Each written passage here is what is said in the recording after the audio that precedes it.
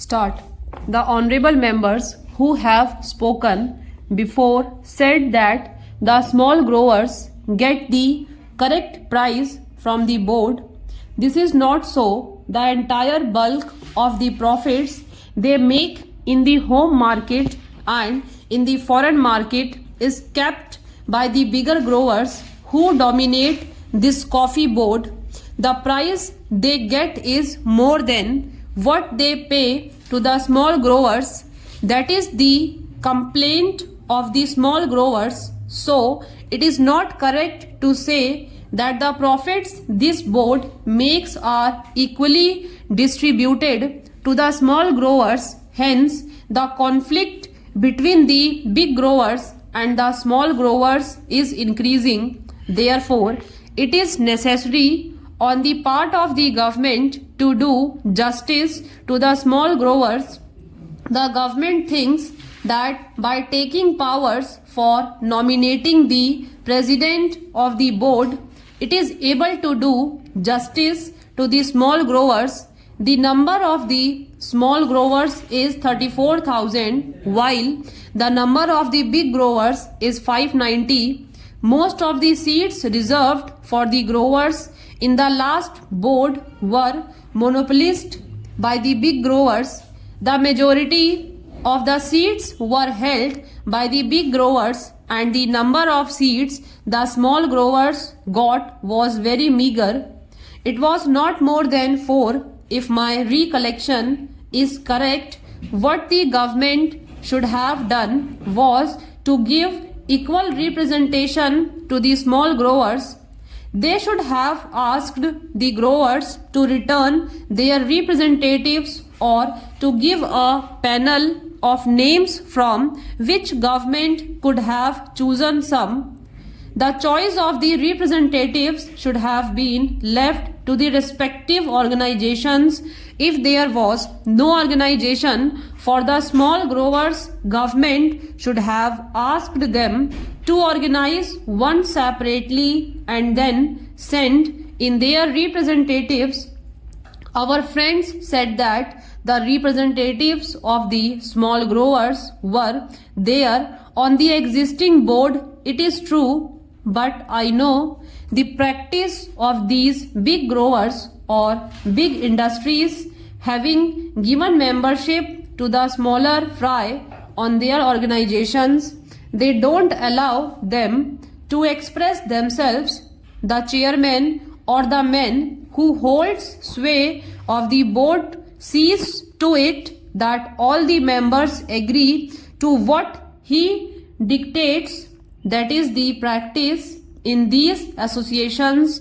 We know that, so it is better to have a separate organization for the small growers and ask them to submit their panel of names to represent them on the board. Representation on the board should not be governed by the number of acres owned and the amount of capital invested, but by the number of the growers. If this principle is adopted, the bigger growers will not be able to run away with what they want. In this connection, I would also say that instead of nominating the president, the government should do this. The government should ask the respective organizations of the big growers, the small growers, labor, and the consumers to send in the names of their representatives and then include members of parliament. Then the board constituted in this way should be asked to elect its chairman. If this procedure is adopted, then the government can see that no big grower is elected of the chairmanship.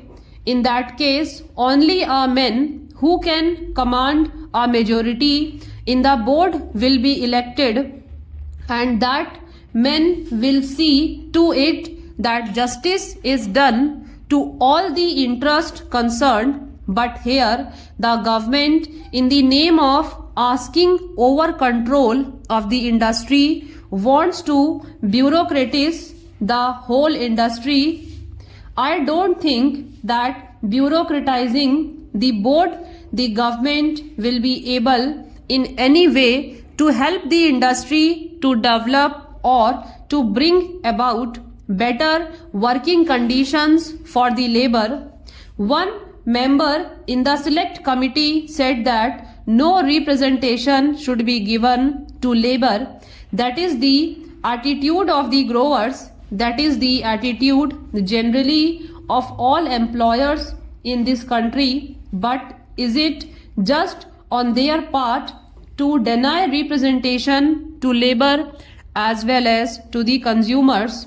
Certainly, the rights of these people should be recognized, but personally, I don't think that by merely giving representation to labor on the board, the government can do justice to labor. It is true that the minister in the select committee as well as in his reply to the debate in the other house said that the working conditions of labor were very pitiable and deplorable and should be improved. Sir, there was also a petition sent to the Lok Sabha by the employees of the coffee house recommending to the house that their petition should be considered.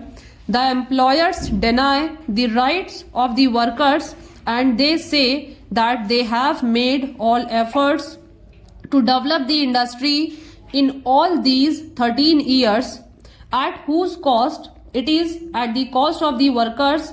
By paying them low wages, they have made a huge profit, which is expressed in the reply of Mr. Radcliffe to a question of the Honorable Minister for Commerce and Industry that he had been distributing a dividend of 13.5% in 1 year. In 1 year, he had given 20% dividend, in another year 27%, and in yet another year he gave 19% to his shareholders. At the same time, this big dividend is after deducting the expenses including depreciation, taxation, reserve fund and reserve fund to capital invested. Apart from all these, they have made a net profit so as to distribute an average dividend at 13.5%. Can anybody imagine that such an industry should be allowed to distribute this high dividend at the cost of the poor labor who actually produced this profit? Certainly, at the cost of the poor labor and the people, they have got this profit. The coffee houses are getting coffee at the rate of rupees 210 per quintal. At the same time, how do they sell coffee there?